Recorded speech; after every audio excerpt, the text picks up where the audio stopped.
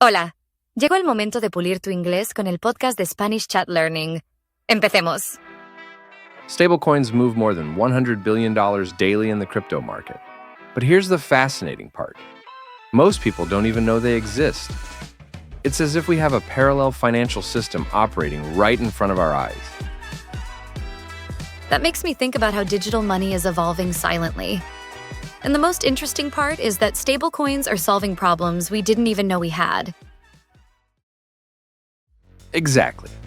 And what I find most fascinating is that they are working as a bridge between the traditional world and crypto. Imagine being able to send money instantly anywhere in the world, with the stability of the dollar, but without the costs and delays of traditional banks.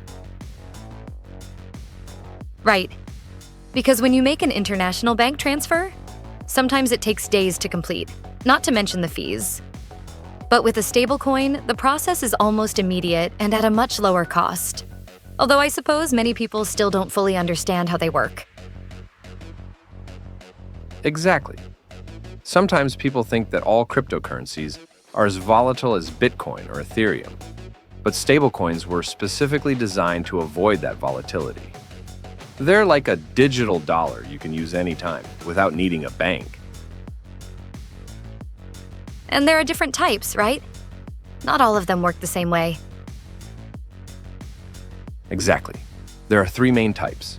First, those backed by fiat money, like Tether, USDT, and USDC, which are guaranteed with dollars in banks or equivalent assets.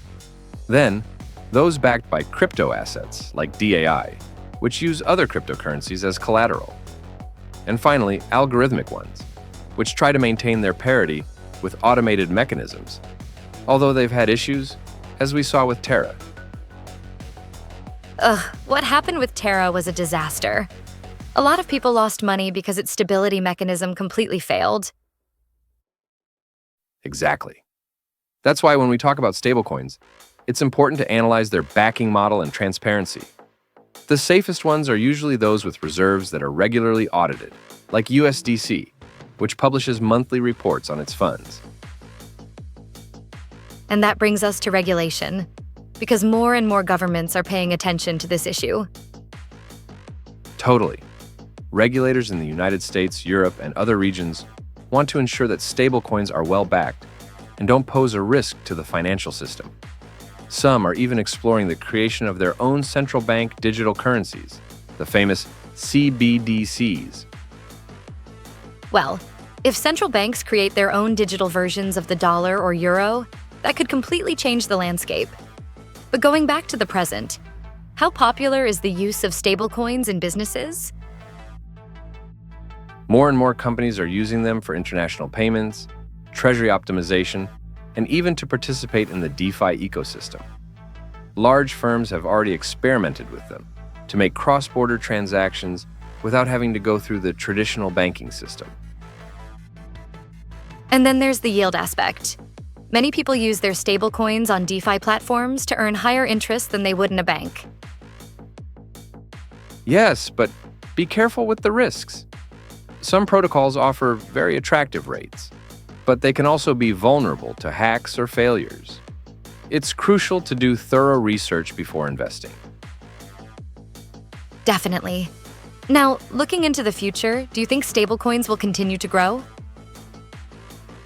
No doubt. I think we will see a convergence between stablecoins, CBDCs, and traditional finance. Stablecoins will likely become more regulated and secure, while CBDCs may adopt some of the innovations that have made stablecoins successful. That could accelerate the mass adoption of digital money. Exactly. And the most exciting part is their impact on financial inclusion. Stablecoins are already allowing people in countries with unstable currencies to access digital dollars and make global transactions without relying on a bank. So, if we had to summarize the key takeaway about stablecoins, what would it be? That they are much more than just a tool for traders. They are a crucial step toward a truly global, accessible, and efficient financial system. But as with any emerging technology, we must move forward cautiously and understand both the benefits and risks before using them. Very well explained. This has been a fascinating conversation about how digital money is evolving.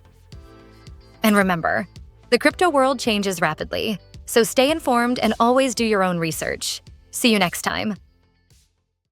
No olvides que la práctica y la constancia te darán la maestría en el inglés. ¡Hasta la próxima!